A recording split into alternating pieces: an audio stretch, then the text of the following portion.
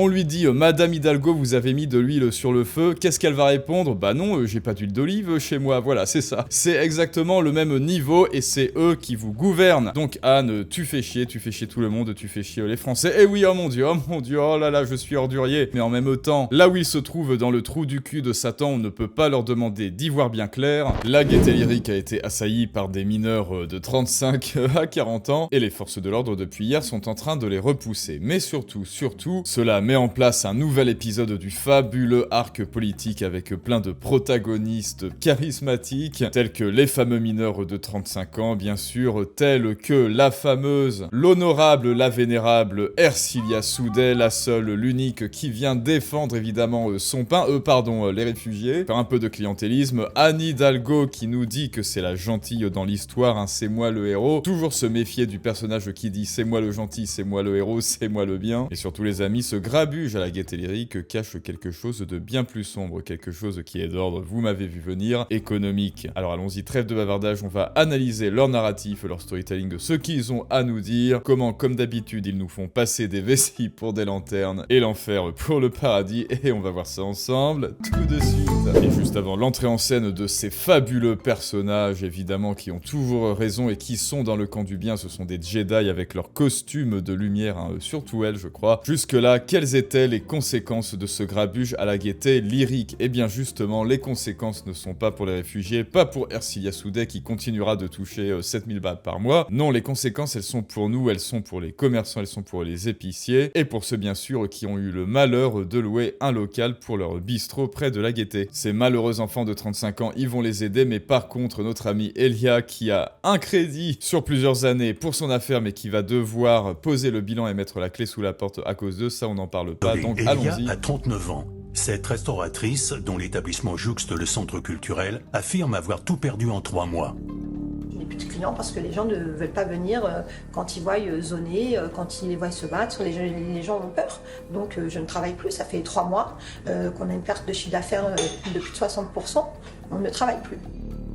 Moi je suis franco-algérienne, mon mari il est malien, donc dans tout ce que je dis il n'y a pas de racisme, on parle juste de bon sens. Moi plusieurs matins je suis arrivée, ils étaient sur ma terrasse le matin en train de rouler du shit, de zoner, je leur demande de partir, mais c'est moi qui les dérange parce que je leur demande de partir de mon commerce. Donc moi quand je me prends la tête avec le collectif en leur expliquant que je n'ai pas à subir ça, le collectif leur dit oui, la patronne d'à côté c'est une raciste, c'est une facho, donc moi ils arrivent à menacer de mort, ils veulent me brûler, ils veulent me tuer, ils veulent me violer, parce que je les laisse pas faire leur trafic. Ah, mais le fameux collectif, vous savez, le fameux collectif du camp du bien, du camp de la tolérance, du camp de l'amour, de l'acceptation de soi, qui vont vers les réfugiés, les mineurs de 35 ans, et qui leur disent « Eps, tu sais quoi, la proprio d'en face, elle, c'est une facho. Et oui, elle a déporté des juifs dans des trains, bien sûr. Elle a brûlé des villes en Espagne, mais oui, bien sûr, source t'inquiète mon ref. En vérité, pourquoi je la traite de facho? Parce que facho, c'est certainement le mot qui a été le plus galvaudé dans notre vocabulaire, le terme, le lexème qui a été le plus déporté, sans mauvais jeu de mots, hors de ses limites naturelles du dictionnaire, bien sûr. Et donc, vous connaissez le slogan de la gauche, tous ceux qui ne sont pas d'accord avec moi sont des fachos. Tous les gens que je n'aime pas et qui contrarient mes idées sont Hitler, voilà.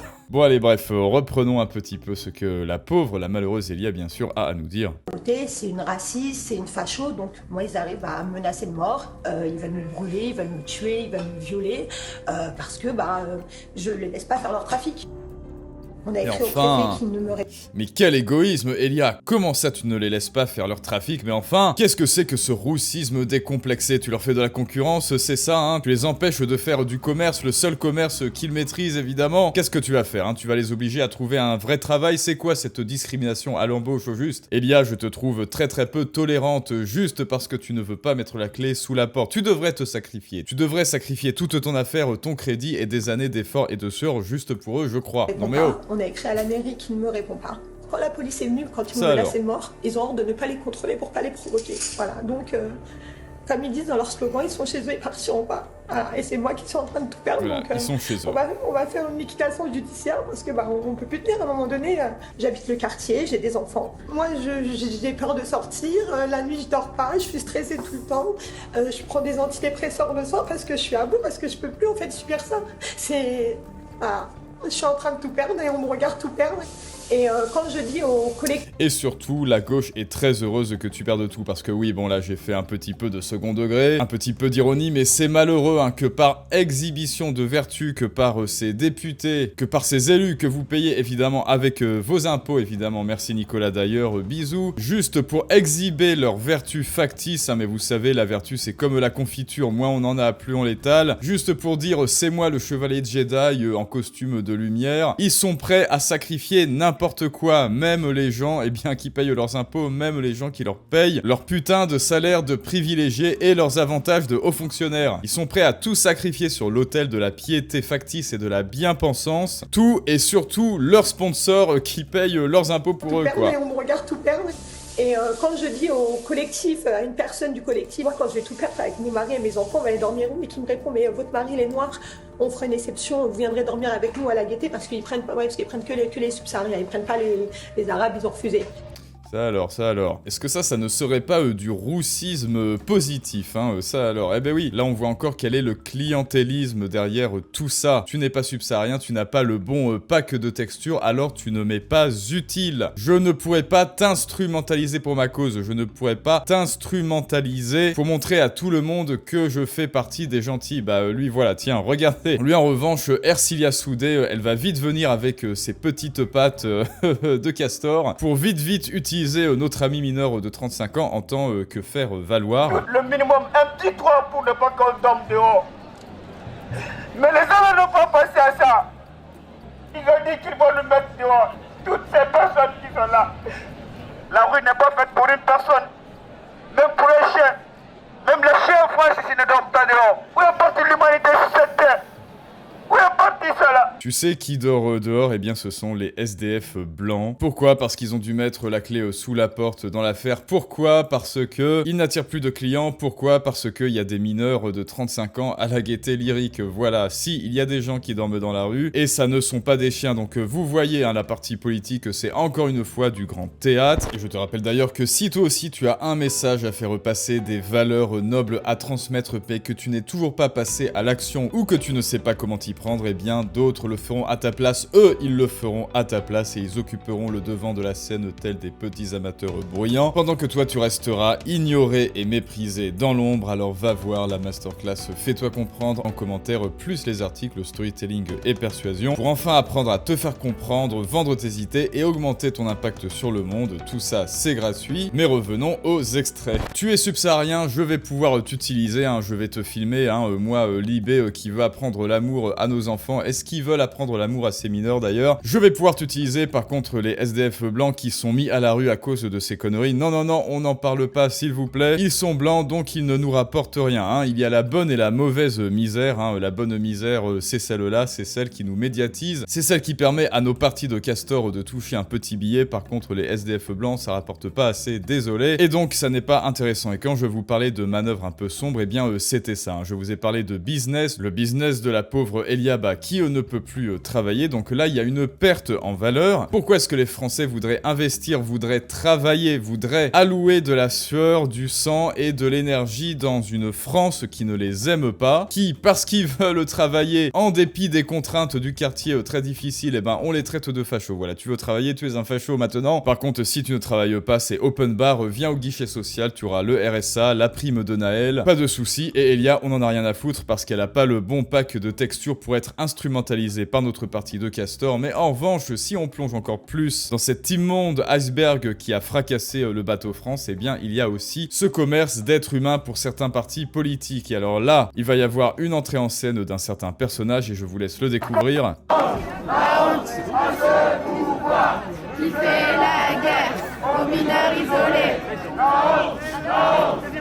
Est-ce que vous avez entendu? Donc là, ils sont en train de se faire expulser de la Gaîté Lyrique, hein, là pareil avec notre ami. Donc on va remettre, hein, je vous laisse écouter la petite voix, l'introduction du personnage dans cet arc narratif Gaîté Lyrique. Honte à ce pouvoir qui fait la guerre aux mineurs isolés.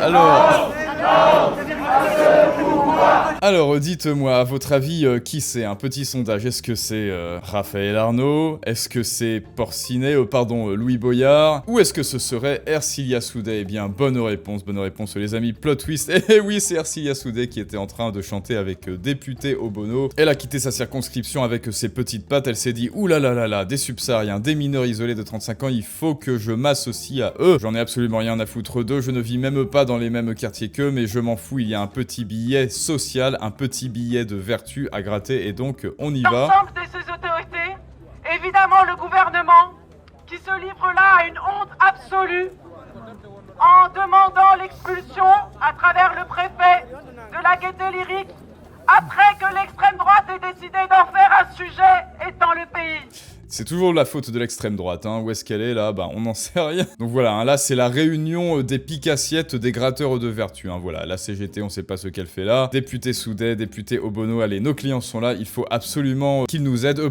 les aider bien sûr. Et comme la politique c'est simplement soit de la langue de bois, soit parler en slogan, en stéréotype et en catégorie simplifiée, je vais prendre le mégaphone et je vais juste dire extrême droite, Elon Musk, Trump aussi, Trump, voilà. Trump est contre la Gaîté Lyrique, extrême droite, voilà, AFP. Je peux vous dire ma colère et ma honte de voir qu'ils en sont venus là, à attendre que Elon Musk fasse des tweets sur la Gaîté Lyrique, à attendre qu'il y ait... Putain, mais c'est un épisode de South Park. On peut absolument anticiper tous deux, même plus besoin de boules de cristal. Ils sont tellement, ce sont tellement des robots. Leur discours est tellement mécanisé, anticipable. Tout est tellement prévisible en eux que voilà. On sait qu'ils allaient parler de Elon Musk et des méchants d'extrême droite, parce que c'est eux évidemment hein, qui expulsent les mineurs de 35 ans à la Gaîté Lyrique. Qui d'autre, alors que nous sommes les gentils. Oui, à attendre qu'il y ait des groupuscules d'extrême droite qui décident de s'en prendre à la Gaîté Lyrique et aux 400 personnes qui l'occupent déjà au péril de leur vie et après avoir déjà subi des années de souffrance et d'errance, que ce soit dans le pays ou sur les routes de l'exil. J'ai honte de ce gouvernement qui répond comme ça à l'extrême droite et aux injonctions qu'on voit sur CNews et autres. Ah oui, CNews, voilà, allez. Name dropping, hein, voilà, c'est du name dropping. Allez hop, je balance, je ne sais pas faire des phrases. Je vis dans ce paradigme pseudo-politique manichéen où il y a les seniors Sith et les gentils Jedi de lumière que nous sommes. Et je fais réfléchir la plèbe par simple catégorie simplifiée avec du name dropping en lâchant les mots Elon Musk, extrême droite, Trump et CNews. Et voilà, ce qui fait que par association, c'est eux les méchants. Et nous par contraste on est les gentils. Et ben moi j'ai plutôt honte de vous les cocottes, j'ai honte de vous donner mes impôts. Pour financer quoi? Pour financer vos petites sorties à la Gaîté Lyrique. Non mais franchement, pourquoi est-ce que vous êtes pas au Parlement à bosser un peu justement, à apporter de la valeur? Ah mais c'est peut-être parce qu'on vous paye 7000 balles pour que vous ne fassiez rien à part des tweets grotesques. Et maintenant eh bien les amis, c'est au tour de la principale intéressée, la maire de Paris, Anne Hidalgo, hein. Vous savez, la grande prêtresse, la grande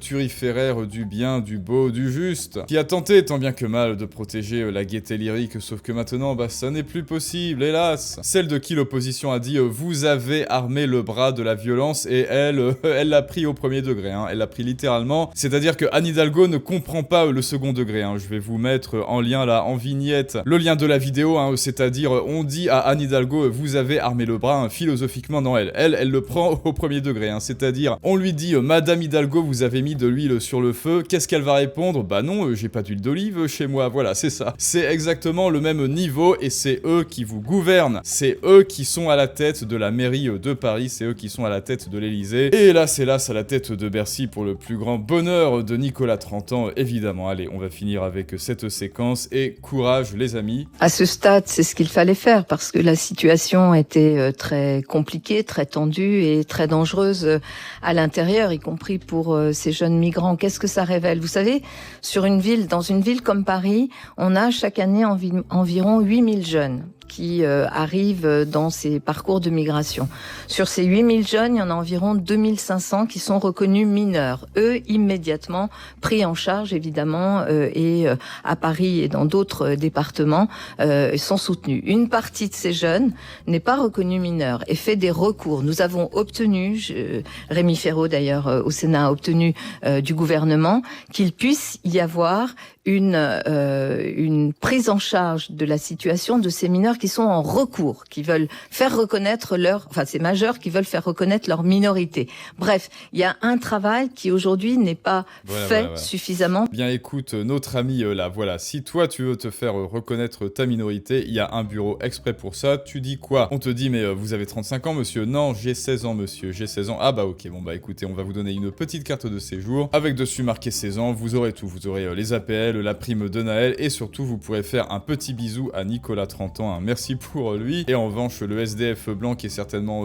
plus jeune, qui lui a payé tous ses impôts, qui a sué sang et eau, qui peut-être avait une affaire avant mais qui à cause de tous ces grabuges, a dû fermer boutique et comme c'est un entrepreneur, il a pas le droit au droit du chômage. Lui en revanche, non. Pourquoi? Parce que racisme positif, hein, monsieur mineur 35 ans, vous passez avant parce que vous, au moins, on va pouvoir voir aux médias qu'on vous donne de l'argent et donc les gens vont comprendre que c'est nous les gentils. Si ça avait été le SDF blanc, hélas, on n'aurait pas pu exploiter pareil, les gens s'en foutent. Et oui, cela n'est que du clientélisme, on ne peut pas exploiter les SDF blancs, hélas, ça n'intéresse pas Ercilia Soudé, ça n'intéresse pas député Obono, ça n'est pas le bon pack de texture, semble-t-il. Par toutes les autorités.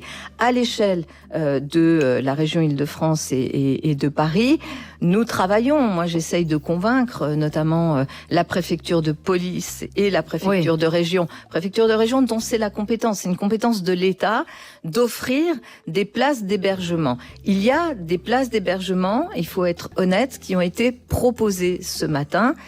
Certaines à Paris et d'autres ailleurs qu'à Paris, sur lesquelles il y a un refus. Alors est-ce que ces places d'hébergement, tu vas en faire profiter Elia par exemple, hein, parce que Elia, comme elle nous l'a dit, elle a perdu son commerce, et oui, elle va devoir fermer la porte à cause de tous ces petits-enfants de 35 ans que tu as fait accueillir à la Gaîté Lyrique. Alors elle, qu'est-ce que tu as à lui proposer en dédommagement de tes conneries, Anne? Anne qui évidemment ne voit jamais rien venir. Ailleurs qu'à Paris, sur lesquelles il y a un refus. Je pense que sur cette question des migrations, là aussi, on peut pas cacher le problème. Mais il faut aussi accompagner les collectivités locales qui sont en première ligne, non pas en compétences, mais en première ligne de cet accueil pour qu'il y ait des situations D'accord, mais vous parlez pas ce humanitaires. matin de l'établissement culturel de la Gaîté Lyrique qui a vu au moins de la moitié de ses recettes de l'année envolées. Bien sûr. Et qui vous demande d'ailleurs une question sur l'appli d'Inter, après 99 jours d'occupation, allez-vous enfin soutenir la Gaîté Lyrique Anne Hidalgo? Écoutez, je réponds pas à ce type de formule. La Gaîté Lyrique, on la soutient depuis toujours et d'ailleurs c'est un lieu culturel exceptionnel. Voilà, je ne réponds pas. Alors non mais ça c'est super. Je ne vais pas répondre à votre question hein, parce que c'est un petit peu gênant pour moi. Qu'est-ce que je dis? Je ne vais pas répondre à votre formule. Donc petit pas de côté, petite pirouette rhétorique, petit glissement sémantique. Hein, ce n'est plus une phrase, c'est une formule. Et la sempiternelle et invariable exhibition de vertu, évidemment, c'est un superbe centre de culture. Mais on s'en fout. On te demande de les soutenir. Phase 1, bien évidemment qu'on les soutient. Et phase 2, allez hop, je fous 400 mineurs de 35 ans dedans. Et bonne chance les commerçants tout autour et merci pour vos impôts, yes. Donc Anne, tu fais chier tout le monde, tu fais chier les Français. Et oui, oh mon dieu, oh là là, je suis ordurier. Eh ben écoute Anne, porte plainte contre cette vidéo, essaie de la retirer de YouTube, voilà, fais ce que tu veux, mais en tout cas les termes sont dits. À vous de me dire les amis ce que vous pensez de tout ça, si vous êtes du côté de Anne Hidalgo, si vous êtes du côté de notre amie Ercilia Soudé qui est venue gratter son petit billet de vertu avec député Obono, si vous êtes du côté de notre mineur de 35 ans qui passera devant le SDF blanc qui avait un commerce près de la Gaîté Lyrique, ou est-ce que vous êtes avec Elia? Moi je vous le dis, je suis avec Elia parce que franchement avoir une affaire, avoir investi des sous, de l'énergie, du temps dedans, continuer malgré tout contre vents et marées d'être là au poste, et ce malgré ces aberrations, se faire traiter de facho parce que les gens sont cons évidemment, ils ne font plus la différence entre un nouzi et quelqu'un qui essaie de bosser, donc évidemment ils ne font aucune différence et tout est flou pour eux, la vie pour eux c'est un flou artistique, ils ne font pas la différence entre un mineur de 15 ans et un grand enfant subsaharien de 35 ans, ils ne font pas la différence entre un nouzi et une pauvre dame qui essaye de bosser contre vents et marées, mais en même temps, là où ils se trouvent dans le trou du cul de Satan, on ne peut pas leur demander d'y voir bien clair. Cette phrase, c'était du Louis-Ferdinand Céline, donc ça c'est pour moi, c'est cadeau. N'oublie pas de t'abonner, de lâcher ton plus beau pouce bleu, évidemment, et à très bientôt pour une prochaine analyse du monde moderne, mais ça c'est une autre histoire.